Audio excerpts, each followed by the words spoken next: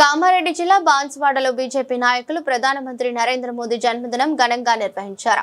అంబేద్కర్ చౌరస్తా వద్ద పటాకులు పేల్చి రక్తదానం చేశారు. ప్రధానమంత్రి ఆయురారోగ్యాలతో ఉంటూ దేశానికి సేవ చేస్తూ అభివృద్ధి చేయాలని అన్నారు. మాజీ ఎమ్మెల్యే ఎండల లక్ష్మీనారాయణ అన్నారు. కార్యక్రమంలో మాజీ ఎమ్మెల్యే ఎండల లక్ష్మీనారాయణతో పాటు గంగారెడ్డి, శంకర్ గౌడ్, శ్రీను కార్యకర్తలు ఉన్నారు. నరేంద్ర మోదీ గారి 75వ జన్మదిన వేడుకలు జరుపుకుంటున్నాం. మరి జన్మదిన సందర్భంగా అయ్యప్ప దేవాలయంలో అర్చనలు చేసి